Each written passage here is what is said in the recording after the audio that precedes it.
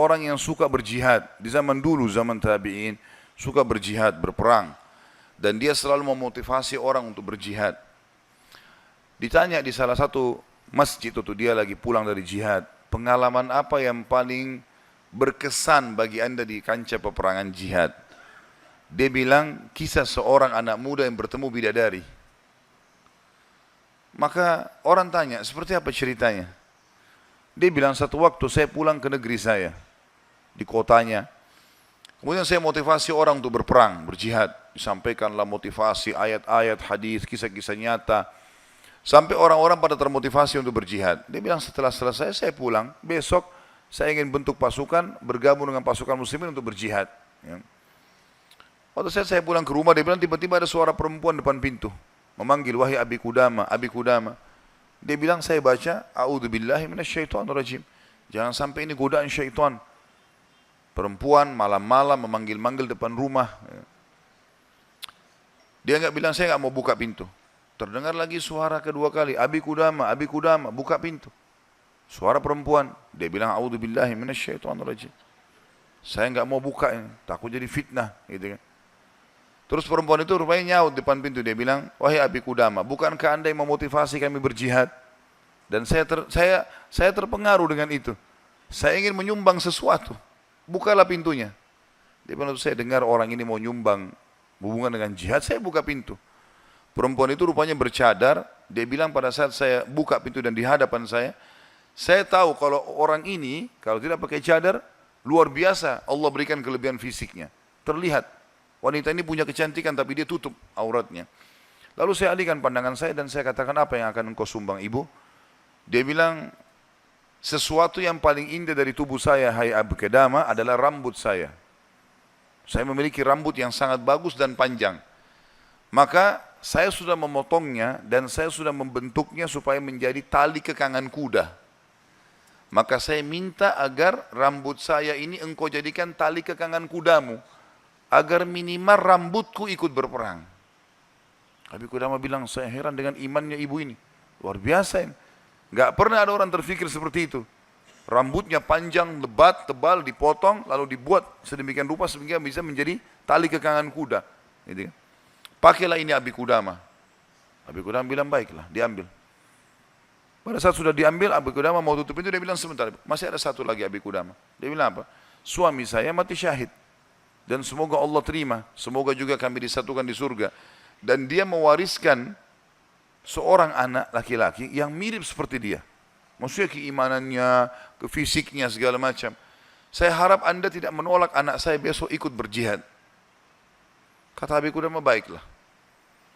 Tutup pintu, besok pagi habis sholat subuh, habis syuruk, menjelang duha, berkumpullah orang-orang yang mau ikut jihad untuk bergabung dengan pasukan muslimin. Setelah Abi Qudama bilang, saya motivasi mereka, datanglah seseorang dari belakang saya berteriak, Abi Qudama, suara seorang laki-laki. Dia bilang, saya balik ke belakang, waktu saya balik saya seperti melihat matahari. Artinya ada seorang laki-laki putih, tinggi, gagah, rambutnya indah, fisiknya kekar di atas kuda. Dia bilang, saya sendiri kagum lihat orang ini. Luar biasa secara fisik, membuat orang sudah kagum. Dia bilang, terus dia bilang, hai Abi Qudama, saya anaknya ibu semalam yang memberikan rambut kepada anda. Dan saya siap untuk ikut berperang. Dan wasiat ibu saya agar saya jangan pulang. Suruh mati syahid. Kata Abi Qudama, saya kagum melihat lagi anak ini. Sudah kagum melihat ibunya, kagum melihat anaknya. Bagaimana keyakinan mereka berdua tentang janji Allah. Dan hidupnya di situ sudah. Lingkup hidupnya itu adalah yang dijanjikan oleh Allah dan Rasulnya. Udah, Allah bilang dapat ini, ya sudah, diyakinkan iya. Sholat dapat ini, puasa dapat ini, jihad dapat ini. Yakin, tidak ada keraguan. Hidupnya terbentuk di situ, itu yang dijalani sama dia. Dia yakin meninggalkan juga dosa, ini adalah pintu yang baik. Kalau dia buat, dia akan jauh dari Allah. Maka dia berada di lingkup itu, kendaraan itulah. Kata Abi Qudama, baiklah anak muda, kau masih muda. Gitu kan? Saya akan letakkan kamu di bagian belakang pasukan. Anak muda itu diam. Dia bilang, Abi Qudama bilang, ini saya tentu simpulkan ceritanya ya, karena saya tidak hafal secara lafaz letter tentang kisah, tapi saya datangkan poinnya gitu. Kata Abi Qudama, waktu perang lagi berkecamuk, tiba-tiba anak muda ini sudah ada di depan. Lalu saya lihat dia. Dan memang di pikiran saya dia bilang cuma anak muda itu saja. Saya datangin dia, hai anak muda mundurlah. Kamu masih muda, belum berpengalaman. Gitu kan. Saya khawatir atas dirimu. Dia bilang, wahai Abi Qudamah, Allah berfirman, hai orang-orang beriman, kalau kalian bertemu dengan orang kafir, jangan kalian mundur. Allah bilang, jangan mundur, Anda suruh saya mundur. Gitu. Gitu. Kata Abi Qudamah, saya nggak bisa bantai ini karena dia pakai ayat.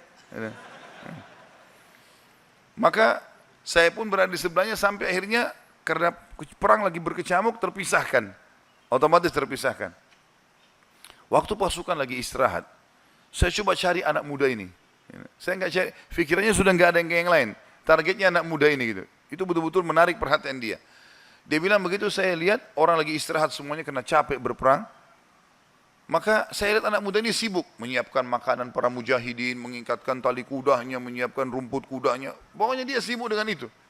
Jadi dia betul-betul menikmati apa yang sudah Allah dan Rasulnya perintahkan. Ini targetnya dan ini benar bagi saya. Selesai. Ini adalah konsep hidup saya. Gitu. Maka Habib Qudamah bilang, saya kagum melihat anak muda ini. Kemudian perang berkecamuk lagi.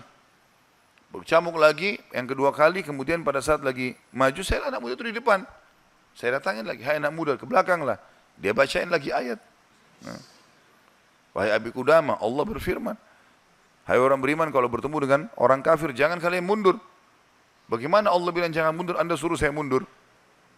Abi Qudamah diam, tidak bisa bantah karena dikatakan ayat. Berkecamuk peperangan dipisahkan oleh prajurit yang saling serang satu sama yang lain, sampai akhirnya tiba malam hari, waktu istirahat. Kata Abi Qudamah, dua pasukan istirahat, lalu saya cari, di mana anak muda ini? Di kemah mana dia? Cari-cari sampai dapat kemahnya. Kata Abi Qudamah, waktu saya masuk dalam kemahnya, saya temukan anak muda itu sedang tertidur dan senyum. Senyum lebar gitu. Saya penasaran anak muda ini lagi mimpi apa gitu. Dia bilang, saya tunggu sampai senyumnya sudah redah, kemudian saya tepuk, bangunkan. Hai anak muda, bangunlah. Apa yang kau lihat dalam mimpimu? Kata anak muda ini, demi Allah wahai Abi Qudamah, saya melihat saya masuk ke surga. Saya masuk surga, saya lihat taman-taman, saya lihat pelayan-pelayan, lihat luar biasa surga yang luas. Dan saya lihat seorang wanita yang sangat cantik, saking cantiknya sampai saya tidak sabar untuk menjamahnya. Gitu kan. Lalu dia mengatakan, belum waktunya hai suamiku. Padahal sebenarnya anak muda ini belum menikah. Ya. Lalu dia bilang, engkau, perempuan itu bilang, engkau akan bertemu dengan aku besok siang. Kata anak muda itu, setelah itu Anda bangunkan saya. Dan saya berharap Allah membuat saya mati syahid besok. Untuk mendapatkan apa yang Allah janjikan. Yang jelas, kata Abi Qudamah, saya kagum. Artinya Abi Qudamah pun sekian tahun berjihad, belum pernah mimpi seperti ini. Gitu kan? Besok pagi dia bilang berkecamuk lagi peperangan. Saya temukan anak muda itu di depan. Terus dia menyerang musuh. Gitu kan? Sampai akhirnya peperangan selesai. Dan sudah menang muslimin, korban banyak di musuh dan di orang muslim. Anak Abi Qudamah bilang, target saya mengejar mana? Cari anak muda ini. Terbunuhkah atau belum terbunuhkah? Dicari. Dia bilang, saya cari di jenazah prajurit muslim yang disusun, ternyata ada bergeletakan, saya temukan ada anak muda itu. Penuh dengan darah. Gitu. Ya. Tapi masih hidup. Dan dia lihat, waktu saya datang, dia dengan senyum mengatakan, Abi Qudamah, kesinilah. Dalam kondisi lagi luka-luka ini. Berdarah-darah. Gitu ya. Kata Abi Qudamah, saya pun datang. Apa beritamu hai anak muda? Dia bilang, hai Abi Qudamah, kalau kau pulang nanti ke kampung kita, ke negeri kita, sampaikan ke ibu saya salam dan bilang impian beliau sudah terkabulkan. Artinya, saya akan menyusul ayah saya mati syahid. Lalu pesannya ini luar biasa. Dia bilang apa? Wahai Abi Qudamah, apa kau ingat kisah tadi malam bidadari dalam mimpi saya? Kata Abi Qudamah, iya. Sekarang ada di sebelah saya. Sedang senyum dan menunggu ruh saya keluar. Lalu dia akan membawa saya ke surga. Lalu kata Abi Qudamah, orang itu pun meninggal dunia. Dalam kondisi dia tersenyum gitu kan. Maka Abi Qudamah bilang, saya menangis, gak bisa menahan melihat luar biasanya. Ibunya luar biasa, anak muda ini luar biasa. 17 tahun, punya kelebihan fisik yang mungkin tadi saya bilang, kebanyakan kita di Indonesia dihabiskan pada hal yang foya-foya, coba-coba kemaksiatan, ini semua omong kosong nih. Dari syaitan, bukan begitu. Anak muda ini dididik oleh ibunya untuk targetnya surga. Bagaimana berperang mati syahid, seperti itulah. Kata Abi Qudamah, saya pun menguburnya. Waktu kami pulang ke negeri kami, target saya ke rumah ibunya. Bukan ke rumah saya lagi. Orang semua pada pulang ke rumahnya, ketemu keluarganya. Dia bilang, saya cari ibunya anak muda itu. Begitu dapat rumahnya, saya ketuk pintu, dibuka. Ibu itu buka. Ibu itu begitu lihat, saya tahu Abi Kudama. Dia bilang, wahai Abi Kudama, apa kau datang berbelas sungkawa, atau kau datang untuk membawa berita gembira? Kata ya, Abi Kudama, apa maksud anda ibu? Dia bilang, kalau anda pulang, mengatakan anak saya ikut pulang bersama anda, berarti itu belas sungkawa. Saya nggak mau anak saya pulang. Mau mati syahid. Tapi kalau anda bilang anak saya mati syahid, berarti itu berita gembira. Abi Kudama bilang, saya nggak tahan menangis, lalu saya mengatakan, ibu, berita gembira, Allah sudah kabulkan impianmu. Anakmu telah menyusul suamimu dan semoga Allah kabulkan. Ibu itu menangis, sujud syukur kepada Allah gara-gara berhasil anaknya menjalankan perintah Allah. Ini yang banyak luput dari kita nih. Kita malah bangga kalau anak kita yang cantik keluar dengan telanjang sana sini, terbuka auratnya, atau mungkin meninggalkan pesantren dan sekolah di sekolah yang tidak ada pendidikan agamanya, atau keluar ke negara-negara kafir yang akhirnya mereka terdidik dengan hal-hal yang tidak baik. Hanya karena bangga dengan urusan dunia, bukan bangga dengan urusan akhiratnya. Padahal itu tanggung jawab kita.